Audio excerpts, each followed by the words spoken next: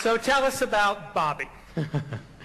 Bobby is a 35-year-old man that just can't seem to commit to anyone. He is petrified of, I'm not going to say marriage, because I think in these times, even though we are doing the show in the 70s, I'm going to use the word intimate relationship. And he basically is the catalyst for all of these couples, and some of them petrify him, some of them inspire him only to then let him down, and then there is one young woman in the show that is probably the most like him. I'm thinking of Amy. Right. A lot of the words that come out of Amy's mouth, you could put the word Bobby over, and he could say the same thing as far as just being so scared. He's scared.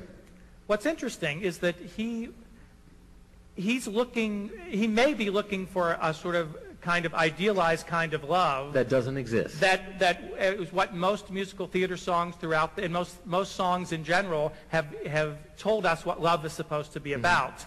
And actually what was partly groundbreaking about the show is we heard songs that told us what relationships are really about, as opposed to the sort of idealized version of what love would be about. Yeah. There is no perfect girl in the song Someone Is Waiting.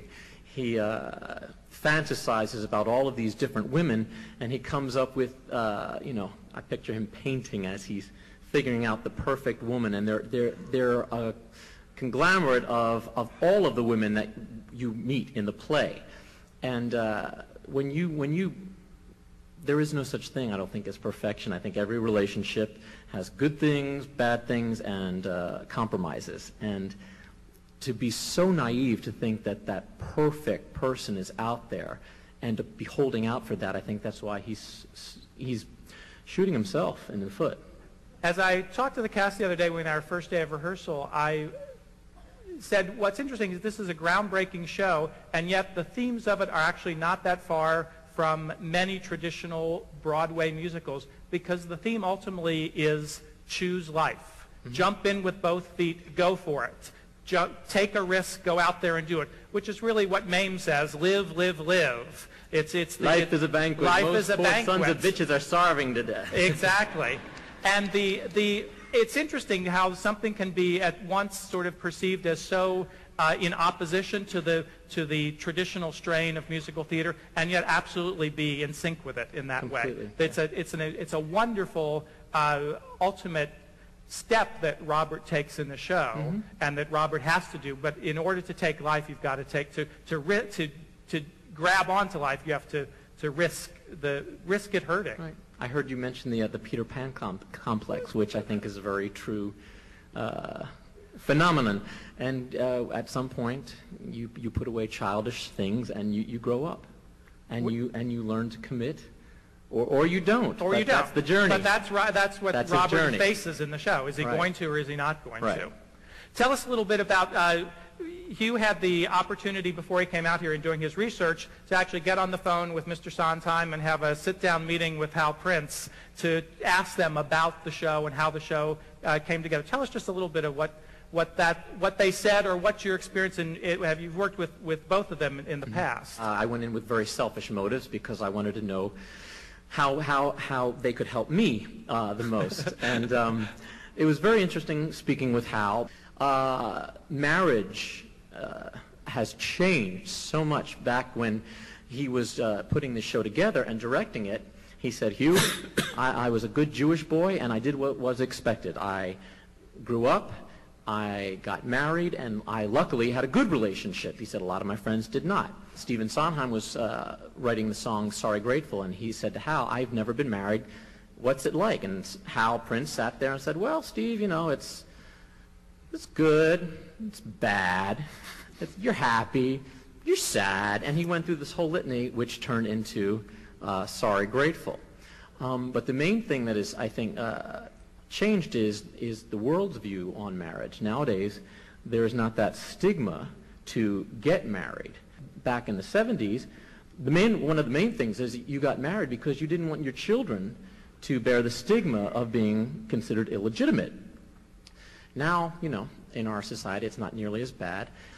The thing that has helped me that he said was, when you think of this play and think of Bobby, anytime there's the word marriage, he said, to make it work for us in this, year 2006, replace the word marriage with intimate relationship. Originally, when Dean Jones played the part, Hal directed him to be bewildered. He kind of wandered through this world of all these wacky couples. I think of it like a ball in a pinball machine, just kind of bouncing off the different couples and not really having a journey of his own, that he was kind of just thrown from one couple to the next. That is something that has evolved, and again with the times, to, I think, make it more relevant. And this is also something Stephen spoke about, that Bobby is no longer quite so bewildered, that he is an active participant in these couples' lives, and he fulfills a very specific purpose. And one of the wonderful things that David has already given the phrase that clicked me into it is, he's party boy. He's a distraction for all of these married couples, and then uses these married couples as his distraction for not having to open up too much about himself. The main thing that I got from Stephen Sondheim, I had worked with Stephen doing Sweeney Todd at the Kennedy Center, and I was trying to be the good little Catholic boy. I knew all my music, and I had my notes and rhythms perfect. And he came up to me, Hugh, and he said, I really appreciate all the work you've done on making sure you know the notes and the rhythms. He said, but let it go now and really just commit. He said, you'll get a really good laugh on this line if you don't even sing it at all. He said, I'm not going to be mad. Don't sing it. Just say it. You'll get a laugh. I was like, oh, okay. And for someone who's come from my background is from early church music. I was our church organist, so I did a lot of classical and sacred music, and then went into more classical music in college. So I come from a strong music background, and he knows that. And the one thing that he said is, don't sing, Hugh. And I knew exactly what he meant. And it's a little different we talked how it's a little different with something like Sweeney Todd, where it is closer to the opera genre. But with a piece like this, I am constantly trying to make myself aware of acting on pitch. And it is. And as David had mentioned to me, when you look at Stephen Sondheim's shows, they're not necessarily the greatest singers in the show. As you said, Company, a lot of them have never done another musical since. But they were some of the greatest actors ever. They all went on to TV careers and film careers, and that's what my interaction with Sondheim has always been the same thing, too. He wants the shows to be acted. Yeah. He wants real actors who can deliver the material. And I told you this story, but I did a concert at Avery Fisher Hall, and we did a whole evening of Sondheim. And I did some of the stuff from Merrily We Roll Along, and somebody gave me an illegal tape of it. And I heard it, and man, I wish that he had said that to me that day, because I'm very aware of me singing the material as opposed to just acting on pitch. And telling the story. Telling the story, and learn the pitches, learn the music, and then get out of your own way. And I think that's gonna be my job, is monitoring myself, and Ian's job too. Hugh, don't sing. Act on pitch. Well, it is a pleasure to have somebody who can act and sing. Please thank Hugh Panaro. Thank you.